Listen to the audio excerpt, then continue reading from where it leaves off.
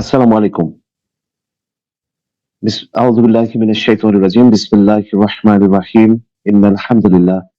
আসসালাতু ওয়াসসালামু আলা রাসূলিল্লাহ ওয়া আলা আলিহি ওয়া সাহবিহি আজমাইন। শুরু করছি পরম করুণাময় অসীম দয়ালু আল্লাহর নামে। রাব্বিশ ইশরাহ লি সাদরি ওয়া ইয়াসসির লি আমরি ওয়াহলুল উকদাতাম মিন লিসানি ইয়াফকাহু কওলি।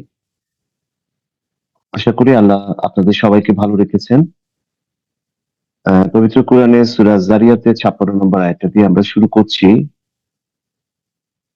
পরম করুণাময় অসীম দয়ালু আল্লাহ বলছেন, ওমা খালাকতুল জিন্না ওয়াল ইনসা ইল্লা লিয়াবুদুন। অর্থাৎ আমার ইবাদত করার জন্য আমি মানব এবং জিন জাতিকে সৃষ্টি করেছি। আর সরাসরি যদি অনুবাদ করা হয় সেটা অর্থ এভাবে আসে যে আমি আমার ইবাদত ছাড়া অন্য কোনো কারণে মানব এবং জিন জাতিকে সৃষ্টি করিনি। তো আমাদের পুরো জীবনটা ইবাদত। তবে সকালে ঘুম থেকে ওঠার পর থেকে রাতে ঘুমানো পর্যন্ত পুরো দিনটাকে সময়টাকে যাতে আল্লাহর ইবাদতের অংশে অন্তর্ভুক্ত করা যায় এবং তাকে ইবাদতে পরিণত করা যায় সেটা আমাদের জীবনের প্রধান উদ্দেশ্য। আসল ইবাদত বলতে সবকিছুই যা আমিলুস সালিহার অন্তর্ভুক্ত এবং আল্লাহর সন্তুষ্টির জন্য আমরা করে থাকি। তো আপনারা যারা আছেন ইনশাআল্লাহ তাআলা আমরা আজকে একটি আকীদার একটা মূল একটা বিষয় ইমানের বিভিন্ন শাখা প্রশাখাগুলো নিয়ে ইনশাআল্লাহ তাআলা ধারাবাহিকভাবে আলোচনা করব। আ আমরা মূলত যে কিতাবটিকে আসলে আলোচনার মধ্যে নিয়ে আসার চেষ্টা করেছি সেটা হচ্ছে আ ইমাম বাইহাকির শুআবুল ঈমান বা ঈমানের ৭৭ টি শাখার কিতাব অবলম্বনে। একটি কথা ১ম এই আমি একটু বলে নিতে চাচ্ছি সবিনীতভাবে যে আ একটি হালাকা কিংবা একটি দার্স নেওয়ার যে ন্যূনতম যোগ্যতা আমি ব্যক্তিগতভাবে সেটার দাবিদার নই। তবে আপনি বা আপনারা একটি প্রসিদ্ধ গ্রন্থ যেটা সাহিহ এবং সর্বজনভাবে আমি বলব যে সার্বজনীনভাবে যে কিতাবটি আকীদার একটি অংশ হিসাবে সবাই রেফারেন্স দিয়ে থাকেন।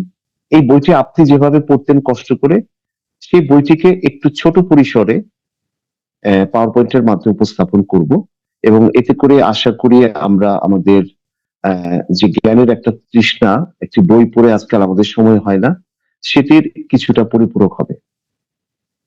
সময় স্বল্পতার কারণে আমরা দাসগুলোকে লম্বা করব না।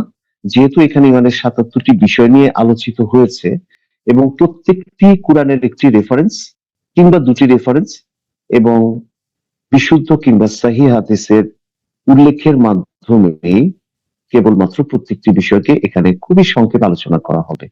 বিস্তারিত আলোচনার স্কোপ নিশ্চয়ই রয়েছে। তবে আমরা এই প্ল্যাটফর্মে যাতে এই ক্লাসগুলো বা দার্সগুলো যেন খুব বেশি বিরক্তকর না হয়ে যায়। আসলে আমরা সবাই তো কোনো না কোনো কাজে ব্যস্ত থাকি।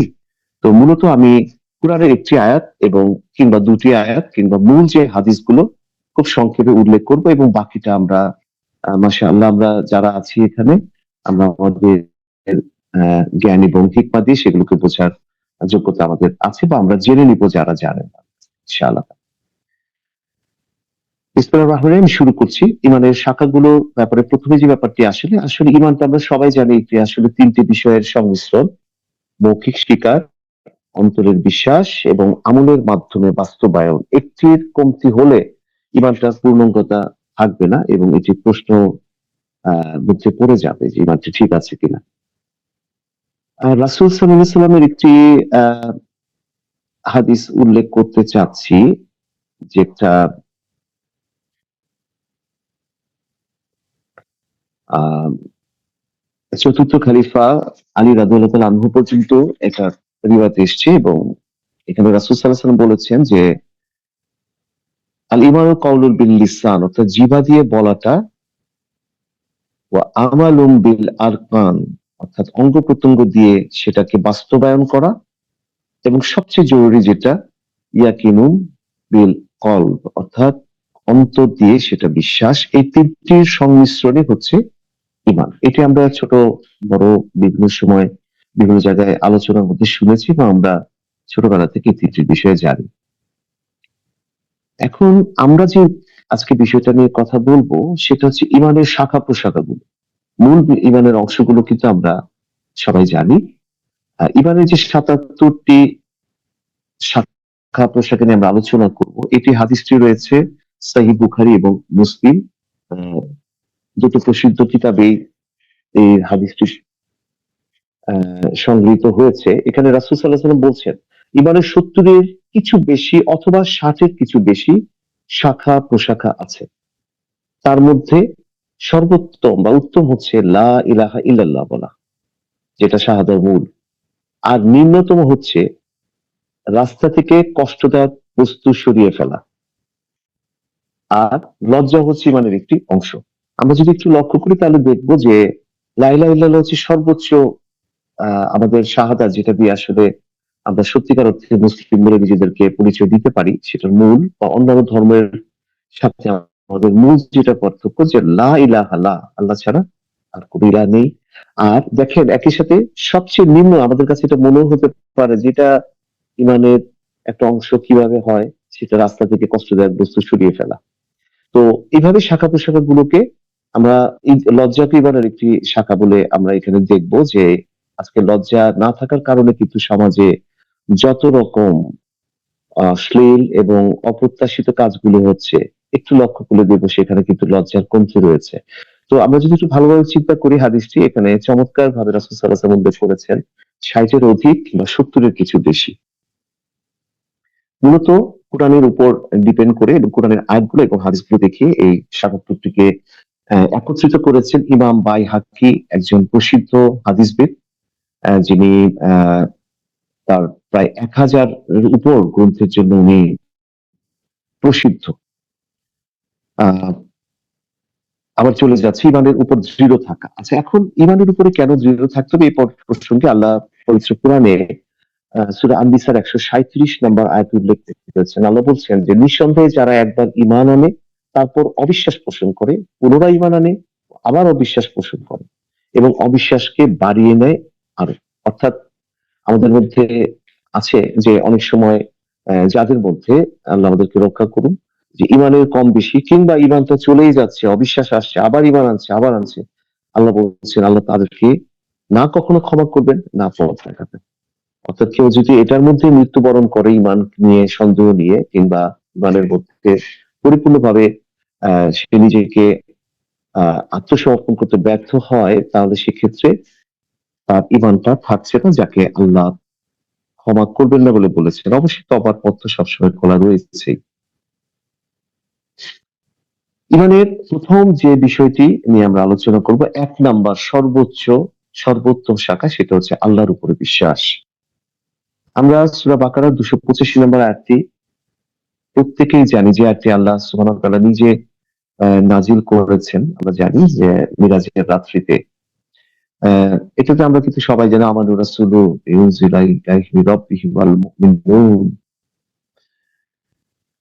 আল্লাহ বলছেন যে রাসূল বিশ্বাস রাখেন ওই সমস্ত বিষয় সম্পর্কে যা তার পালনকর্তার পক্ষ থেকে তার কাছে অবতীর্ণ হয়েছে। অর্থাৎ আল্লাহর প্রতি বিশ্বাসের সাথে, সাথে আল্লাহ যা আমাদেরকে দিচ্ছেন সমস্ত কিছু বিশ্বাস এর মধ্যে অন্তর্ভুক্ত। অর্থাৎ আল্লাহর প্রতি বিশ্বাসটা এক কথায় শেষ করা যাবে না। সবকিছু আল্লাহর প্রতি বিশ্বাস। কিন্তু সর্বোচ্চ আল্লাহর প্রতি বিশ্বাসের উপর ডিপেন্ড করেই কিন্তু বাকি সবকিছু আমাদের সাথে সম্পৃক্ত, ঈমানের সাথে সম্পৃক্ত, মুমিন হওয়াটা সম্পৃক্ত। এবং আল্লাহ বলছে যে মুসলমানরা সবাই বিশ্বাস রাখে, মুমিনরাও বিশ্বাস রাখে আল্লাহর উপর। সূরা আন-নিসার ১৩৬ নম্বর আয়াতে আল্লাহ সুবহানাহু ওয়া তাআলা বলছেন, হে ঈমানদারগণ তোমরা আল্লাহর উপর পরিপূর্ণ বিশ্বাস স্থাপন করো। আসলে কোরআনে অনেক আয়াত রয়েছে, তবে একটি বা দুটি আয়াতের মধ্যে আমরা সংক্ষিপ্ত রাখবো, যাতে করে এটি যেন খুব বেশি দীর্ঘায়িত না হয়। হাদিসগুলো এখানে আমরা উল্লেখ করছি না। আমি মুখে ২-১ টি হাদিস উল্লেখ করব আপনাদের আ জানার সুবিধার্থে। সহিহ মুসলিম এবং সহিহ বুখারী অর্থাৎ মুত্তাফাকুন আলাইহি একটি হাদিসে আবু হুরায়রা রাদিয়াল্লাহু তাআলা আনহু থেকে বর্ণিত, রাসূল সাল্লাল্লাহু আলাইহি ওয়াসাল্লাম বলেছেন, যতক্ষণ মানুষ এই সাক্ষ্য না দিবে যে আল্লাহ ছাড়া তার কোনো ইলাহ নেই, ততক্ষণ পর্যন্ত আমি তাদের বিরুদ্ধে লড়াই করতে আদিষ্ট হয়েছি। কাজেই যে ব্যক্তি স্বীকার করে নেবে যে আল্লাহ ছাড়া আর কোনো ইলাহ নেই, সে আমার থেকে তার জীবন এবং সম্পদকে নিরাপদ করে নিল। তবে শরিয়া সম্মত কোনো কারণ ঘটলে তার ভিন্ন কথা। আর তার কৃতকর্মের হিসাব নিকাশ আল্লাহর কাছে। উসমান রাদিয়াল্লাহু তাআলা আনহু থেকে বর্ণিত আরেকটি হাদিস যা সহিহ মুসলিমে সংকলিত হয়েছে। এখানে রাসূল সাল্লাল্লাহু আলাইহি ওয়াসাল্লাম বলেছেন যে ব্যক্তি এই বিশ্বাস নিয়ে মারা যাবে আল্লাহ ছাড়া আর কোন ইলাহ নেই, সে জান্নাতে প্রবেশ করবে। তো আমরা একটি কোরআনের দুটি কোরআনের আয়াত এবং দুটি হাদিস উল্লেখ করে আল্লাহর প্রতি বিশ্বাসের ব্যাপারটি বোঝার চেষ্টা করেছি। দ্বিতীয়ত যেটা রাসূলের প্রতি বিশ্বাস। আল্লাহ সুবহানাহু ওয়া তাআলা সূরা বাকারার ২৮৫ যে আয়াতটি আসলে এত বেশি কেন, এটা এত সিগনিফিক্যান্স কেন বেশি? এর পিছনে কারণ হচ্ছে যে আমাদের ইমানের মূল বিষয়গুলো কিন্তু আ এই শেষ দুটো আয়াতের মধ্যে উল্লেখিত। অর্থাৎ পুরা দিনটাকে যদি আমরা একটা সামারি করে নিয়ে আসতে চাই, এই দুটো আয়াতে কিন্তু সবকিছু চলে এসছে।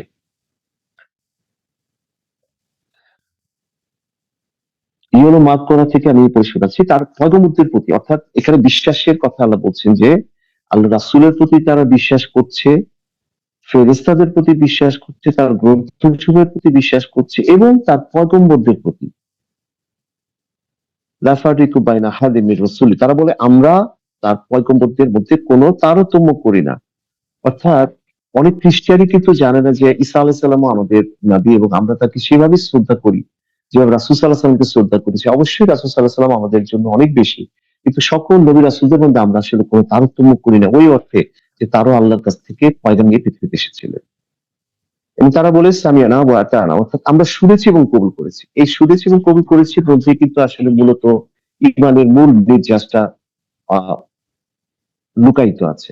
অনেক সময় আমাদের মনে হয় যে আমরা যুক্তির মাধ্যমে ঈমান আনি, যুক্তির মাধ্যমে। হ্যাঁ, it's an supplementary or it's an বা এটা বলব যে কমপ্লিমেন্টারি কিছু জিনিস থাকে যেটা ঈমানকে শক্ত করার জন্য সহায়ক হিসেবে কাজ করে।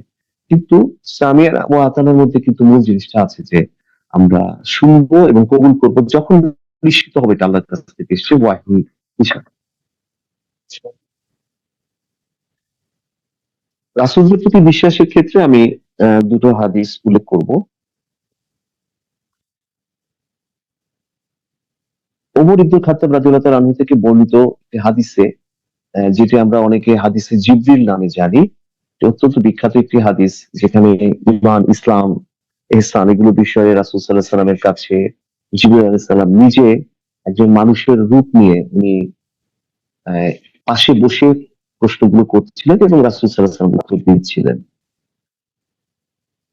এখানে জিবরিল আলাইহিস সালাম এক প্রশ্নের জবাবে, যখন রাসূল সাল্লাল্লাহু আলাইহি সাল্লামের কে জিজ্ঞেস করা হয় তার এক প্রশ্নের জবাবে আল্লাহ রাসূল বললেন যে ঈমান হচ্ছে আল্লাহ, ফেরেশতা, কিতাব এবং রাসূলগণের উপরে ঈমান আনয়ন করা।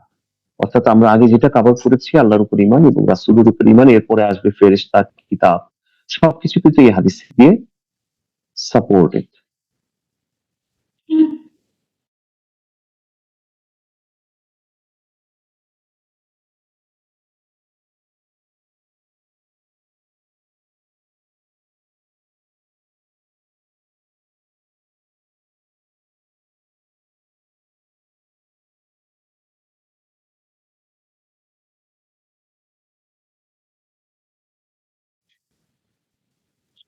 ওয়ালাইকুম আসসালাম।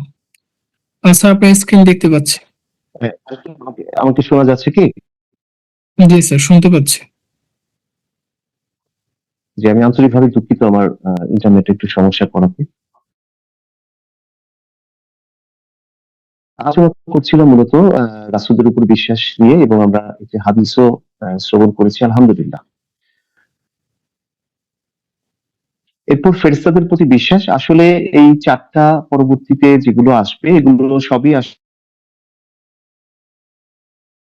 কভার হবে এবং একই সাথে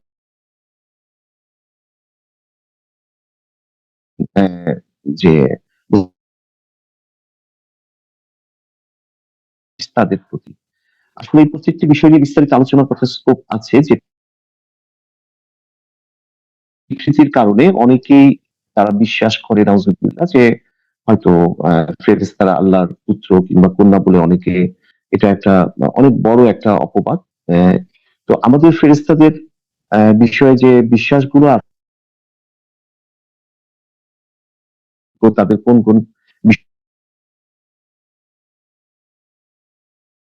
এখানে আসলে ব্রাঞ্চেস অফ ইমানের মধ্যে আমরা তো বিষয়ে যদি কারো কোনো সন্দেহ থেকে থাকে আমরা এগুলো পরবর্তীতে কোরআনের প্রতি বিশ্বাস আহ, এখানে যেটা উল্লেখ করার মতো সেটা হচ্ছে যে আল্লাহ পবিত্র কোরআনে সূরা নিসা 136 নম্বর আয়াতে বলছেন যে ঈমানদারগণ আল্লাহর প্রতি পরিপূর্ণ বিশ্বাস স্থাপন করে এবং বিশ্বাস স্থাপন করে তার রাসূল এবং তার কিতাবের উপর যা তিনি নাজিল করেছেন স্বীয় রাসূলদের উপরে এবং সে সমস্ত কিতাবের উপরে যেগুলো নাজিল করা হয়েছিল ইতোপূর্বে যে আল্লাহর উপরে তার ফেরেশতাদের উপরে তার কিতাব সমূহের উপরে এবং রাসূলগণের উপর এবং কিয়ামত দিনের উপরে বিশ্বাস করবে না সে পথভ্রষ্ট হয়ে বহু দূরে গিয়ে পড়বে। সূরা নিসার 136 নাম্বার আয়াত। এখানে আসলে কোরআনের উপরে বিশ্বাসের সাথে অনেক কিছুই রিলেটেড। কোরআনের সাথে বিশ্বাসের সাথে সাথে কোরআনের প্রতি অনেক ডাউট অনেকের থাকে। যেমন আজকে অনেকের মধ্যেই আছে যারা বিভ্রান্ত, তাদের মধ্যে এমনও আছে যে কোরআনের কিছু কিছু আয়াত পরিবর্তন হয়ে গেছে, কোরআনের সবকিছু নেওয়া যাবে না, কোরআনে সবকিছু উল্লেখিত হয়নি কিংবা এই ধরনের। তো কিতাবের উপরে বিশ্বাসটা আসলে পরিপূর্ণভাবে আল্লাহর কাছ থেকে ওয়াহীকৃত এবং এর প্রত্যেকটি জিনিসই আমাদের জন্য অবশ্যই অবশ্যই মান্য। আমরা অনেকেই বলতে শুনি যে আজকে এত বছর পরে কোরআনের এই আয়াতটা যায় না, এটা যায় না, ওইটা যায় না, হিউম্যানিটি ইত্যাদি ইত্যাদি নানা রকম পাপে আমরা কিন্তু কোরআনের আয়াতগুলোকে অস্বীকার করার একটা প্রবণতা অধুনা এটা লক্ষণীয়। যেটা ব্যাপারে আমাদের মনে রাখতে হবে যে কিতাবের উপরে বিশ্বাস মানে কোরআনের পরে আর কোনো কনস্টিটিউশন আসে নাই, আর কোনো কিতাব আসে নাই, আর কোনো বিধান আসে নাই। আর আগের কিতাবগুলো পরবর্তীতে কোরআনে লিখে কিতাবগুলো তারা নিজেদের মতো করে খেয়াল খুশির অনুসরণ করে তারা কিতাবগুলোকে পরিবর্তন করে দিয়েছে।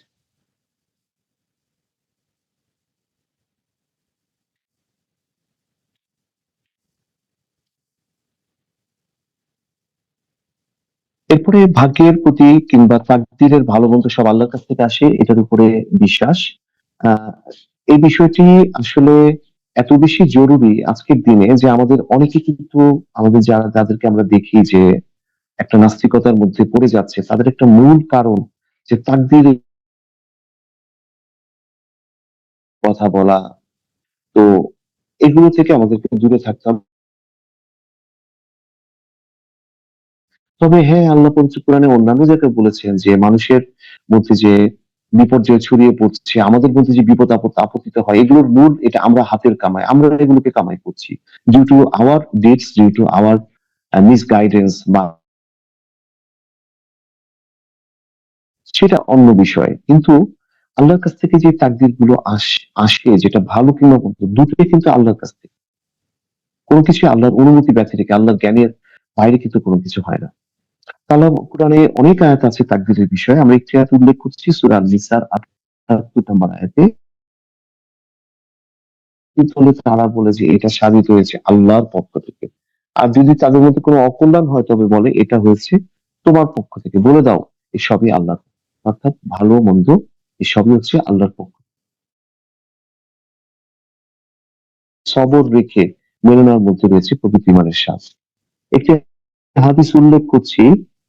হাদিসগুলো প্রত্যেকটি ইমাম বাইহাকি যতগুলো হাদিস এখানে উল্লেখ করেছেন সুবহানাল্লাহ অধিকাংশই হাদিস সহিহ বুখারী এবং মুসলিম থেকে। উনি খুব বেশি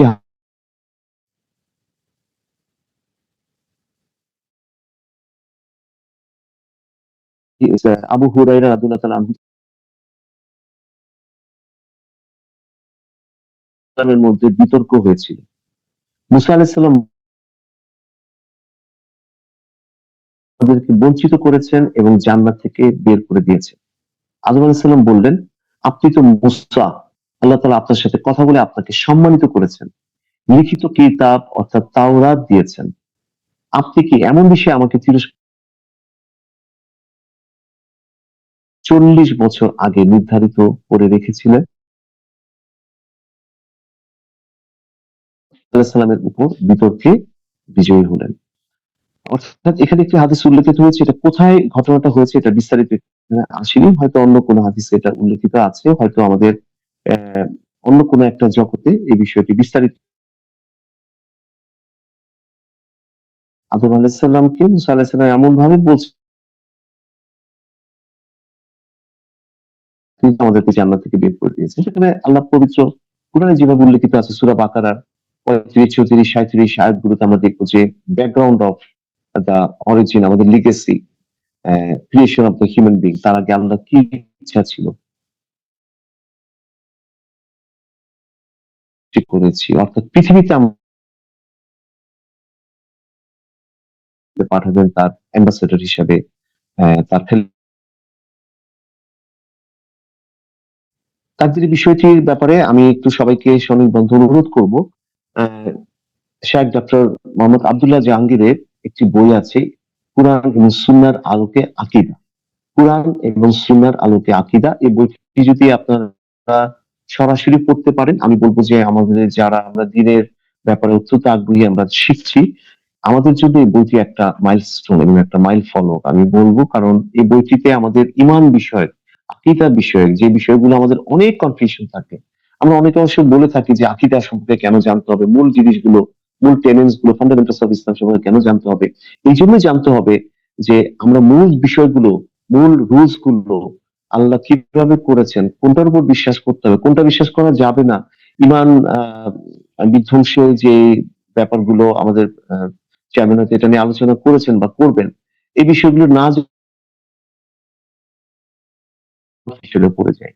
সো আকিদাগত বিষয়গুলো আগে ক্লিয়ার করাটা অত্যন্ত জরুরি। আমি সবাইকে একটু অনুরোধ করবো, যেটা বলছিলাম, ডক্টর আব্দুল্লাহ জাহাঙ্গীর শাইখের যে বইটা আছে, কুরআন সুন্নাহ ইসলামী আকীদা, এটাতে তাকদীরের উপর একটা চ্যাপ্টার আছে যেটা ২ থেকে ২.৫ পৃষ্ঠা। সুবহানাল্লাহ, উনি এত সুন্দর করে এটা ব্যাখ্যা করেছেন যেটা আপনি সচরাচর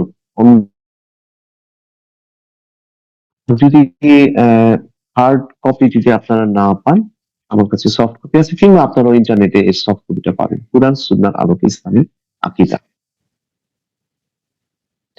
আহ, একটি বিষয়, এই ব্যাপারটাতে একটু বেশি দুই একটা কথা বলছি, আল্লাহ ক্ষমা করুন, আপনাদের যেন বিরক্তির উদ্রেক না হয়। সেটা হচ্ছে যে তাকদীরের বিষয়ে আল্লাহ সুবহানাহু ওয়া তাআলার যেই আহ, নির্দেশনা, কিংবা আপনারা দেখবেন যে আহ, আমরা আজকে শুক্রবার, সূরা কাহাফে কিন্তু মুসা আলাইহিস সালামের সাথে একজন জ্ঞানী ব্যক্তির কিছু ঘটনা আছে শেষের দিকে। হ্যাঁ, এগুলো দেখলে আমাদের আপনাদের মধ্যে অনেকেরই প্রশ্ন হয়, আল্লাহ এটা কেন করলেন, আল্লাহ কেন, আল্লাহ করেছেন, that is the final verdict. কেন করেছেন এটা প্রশ্ন করার আহ, আল্লাহ আমাদেরকে এখতিয়ার দেন নাই। তো তাকদীরের বিষয়গুলো আমরা অনেক সময় পবিত্র কোরআনে অনেক আয়াত আছে, আসলে উল্লেখ করার সময় এখানে অত্যন্ত সীমিত। আপনারা একটি আয়াতের ব্যাপারে সবাই কিন্তু জানেন, যেখানে আল্লাহ সুবহানাহু ওয়া তাআলা বলছেন যে মুমিনগণ, এমন অনেক কিছু আছে যেগুলোকে আহ তোমরা নিজেদের জন্য উত্তম মনে করো, অথচ সেটা তোমাদের জন্য ক্ষতিকর। আবার এমন অনেক কিছু আছে যেটা তোমরা নিজেদের জন্য অকল্যাণকর মনে করো, অথচ আল্লাহ তাতে রেখেছে সমুদয় কল্যাণ। নিশ্চয়ই তোমরা জানো না এবং আমি জানি। অর্থাৎ আল জায়গায় পবিত্র কোরআনের সূরা আয়াতটি, আমি আয়াতটির সংখ্যাটি আয়াত মনে পড়ছে না কোন সূরাতে, আল্লাহ বলছেন যিনি সৃষ্টি করেছেন তিনি কি জানেন না? অর্থাৎ তিনি কি জানেন না যে কোনটা আমাদের জন্য ভালো, কোনটা খারাপ? আমাদের একজন স্কলার ছিল, যিনি বলতেন যে তোমাদের মধ্যে যখন কোনো কিছু নিয়ে প্রশ্ন আসবে, কনফিউশন আসবে, তোমরা সূরা আত-তিনের শেষ আয়াত, ৮ নম্বর আয়াতটা মনে রাখবে, আলাইহিসসালাহু বিআহকামিল হাকিমিন, তিনি কি সব বিচারকের মধ্যে শ্রেষ্ঠ বিচারক নন? হ্যাঁ, এইটুকু যে বিশ্বাস, এইটুকের বিশ্বাসের কমতির কারণে কিন্তু আমি একটু এই ব্যাপারগুলোতে কেন বেশি বললাম, যে আমাদের ক্যালামিটিস, অনেক প্রশ্ন আসে, অনেক বিপদ আপদ আসে, দেখবেন যে আপনার মনটা, আমাদের মনটা অনেক বেশি বিক্ষিপ্ত, আল্লাহ এটা কেন করলেন, আমাকেই কেন বেছে নিলেন, এটা তো না করলে পারতেন, এতে আল্লাহ কি লাভ হলো, এটা আমার কি লাভ হলো, এটা আমার যে ক্ষতি হলো, এতে আল্লাহর লাভ কি হলো? তো এই প্রশ্নগুলো আসলে শয়তান মানুষের মনে আনাটা অস্বাভাবিক কিছু নয়। তবে এখানে যে জিনিসটা মনে রাখতে হবে যে কখনোই একটি জায়গায় বিচ্যুত হওয়া যাবে না, যে আল্লাহ আমার জন্য যা করেছে সেটার মধ্যে আল্লাহ ভালো জানেন, সেটা আমার জন্য উত্তম। আল্লাহ আমাদের সবাইকে সঠিক ঈমান আহ দান করুন। আমি আর দুটো স্লাইড নিয়ে আলোচনা করবো ইনশাআল্লাহ তাআলা। শেষ দিবসের প্রতি বিশ্বাস। আল্লাহ তার কিতাবে বলছেন যে তোমরা যুদ্ধ করো আহলে কিতাবদের ওই লোকদের সাথে যারা আল্লাহ এবং রোজ হাসরে ঈমান রাখে না। অর্থাৎ যারা আল্লাহ এবং রোজ হাসরে, অর্থাৎ কিয়ামত দিবসে, হাসরের ময়দানে যে আমাদের বিচার হবে, ঈমান রাখে। অর্থাৎ ইমান আনার একটা অন্যতম বড় বিষয় হচ্ছে যে আমরা মৃত্যুবরণ করব, আমাদেরকে আবার পুনরুত্থিত হবে। আপনারা জানেন যে পুনরুত্থান দিবস সম্পর্কে অসংখ্য আয়াত আছে কোরআনে। আল্লাহ বলছেন যে তারা তো এমন কথা বলে যে এ কেমন কথা যে আমরা মৃত্যুবরণ করার পর আমাদের অস্থি মজ্জা আবার একত্রিত হবে, এ কেমন অবাক করা কথা। আল্লাহ বলছেন তাদেরকে বলে দিন তাদেরকে সেভাবেই একত্রিত করা হবে যেভাবে প্রথম দিন তাকে একত্রিত করা হয়েছিল, অর্থাৎ যখন আমাদেরকে সৃষ্টি করা হয়। একটি হাদিস উল্লেখ করছি, আহ হুরায়রা রাদিয়াল্লাহু তাআলা বলেন অবশ্যই একদিন এই দুনিয়া শেষ হয়ে যাবে, একদিন একদিন করে মূলত পৃথিবী এই দিনটির দিকে এগিয়ে যাচ্ছে যা হঠাৎ করে সে হাজির হবে। সহিহ বুখারী এবং সহিহ মুসলিম আবু হুরায়রা থেকে বর্ণিত হয়েছে রাসূল সাল্লাল্লাহু আলাইহি ওয়াসাল্লাম বলেছেন যার হাতে মুহাম্মদের প্রাণ তার শপথ কিয়ামত অবশ্যই সংঘটিত হবে। দোকানদার এবং খরিদ্দার কাপড় দর দাম করে মূল্য পরিশোধের আগেই সংঘটিত হয়ে যায়। আল্লাহ আমাদেরকে সঠিক পথ দেখান। আমরা সবসময় ইহদিনাস সিরাতাল মুস্তাকিম বলি, আল্লাহ যেন আমাদের সিরাতাল মুস্তাকিম বের করে রাখেন। আহ পুনরুত্থান দিবসে আরো দুটি আয়াত উল্লেখ করতে চাচ্ছি। রিসারেকশন ডে সম্পর্কে কাফিররা দাবি করে যে তারা কখনো পুনরুত্থিত হবে না। বলুন অবশ্যই হবে, আমার পালনকর্তার কসম তোমরা নিশ্চয়ই পুনরুত্থিত হবে। দেখেন একটু সহজ ভাষায় যদি আমরা এখানে আনার উচিত নয় কোনো লজিক, বা তারপরে যে চিন্তা করি যে পরবর্তী জীবন যদি না থাকতো, আমরা জেনেও আমাদের বর্তমান পৃথিবীর কি অবস্থা, কত জুলুম, তো যদি না থাকতো তাহলে এই বিচারগুলো কিভাবে হতো? পৃথিবীতে তো আসলে কোনো বিচার করা প্রকৃতভাবে সম্ভব না, সম্ভব না। একটি মানুষকে একবার ফাঁসি দিয়ে তার সমস্ত জুলুমের বিচার করা কি সম্ভব? না, সম্ভব না। তো পরবর্তী একটা জীবন থাকতেই হবে। তেমনি একইভাবে আমরা যে ভালো কাজগুলো করি তার পূর্ণাঙ্গ পুরস্কার এই দুনিয়াতে there is nothing absolute that we can get to please ourselves, please our desire, please our everything, এটা সম্ভব না। তো সেক্ষেত্রে যে কথাটি এখানে এসেছে যে পুনরুত্থান দিবসের প্রতি আল্লাহ বলছেন সূরা করেন, এরপর মৃত্যু দেন, তারপর তোমাদেরকে কিয়ামতের দিন আবার একত্রিত করবেন, যাতে কোনো সন্দেহ নেই, কিন্তু অধিকাংশ মানুষই বোঝে না। হাসরের ব্যাপারে আরেকটি আয়াত সূরা মুতাফফিফিনের 4 থেকে 6 আল্লাহ বলছেন তারা কি চিন্তা করে দেখে না, তারা কি চিন্তা করে না যে তারা পুনরুত্থিত হবে সেই মহাদিবসে যেদিন মানুষ দাঁড়াবে বিশ্ব পালনকর্তার সামনে।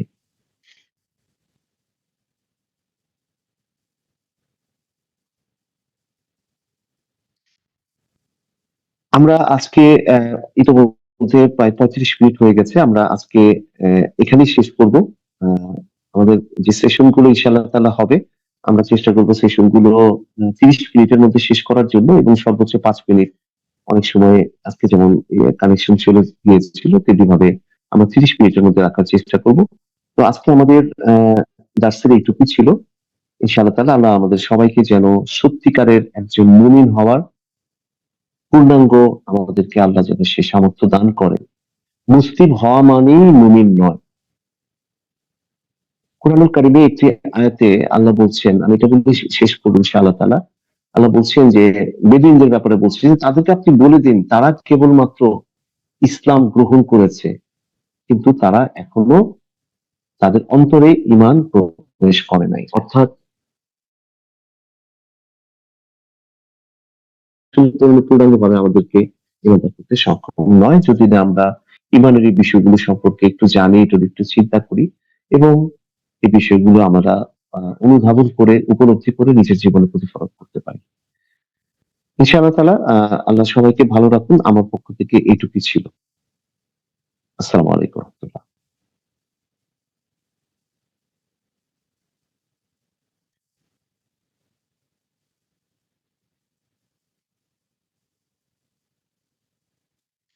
তারিফুল, আমাকে কি শোনা যাচ্ছে? জি স্যার, শুনতে পাচ্ছি। ওয়ালাইকুম আসসালাম রহমতুল্লাহ। ভাই কি শুনতে পাচ্ছেন? জি ইমরান ভাই, জি ভালো আছেন? জি আলহামদুলিল্লাহ। আপনার আলোচনা শুনতেছিলাম, খুব ভালো লাগলো। জি, আলহামদুলিল্লাহ। বিভিন্ন ইমানের পিলার নিয়ে আলোচনা করছেন আপনি, বিশ্বাসের পিলার নিয়ে। জি জি জি, আলহামদুলিল্লাহ।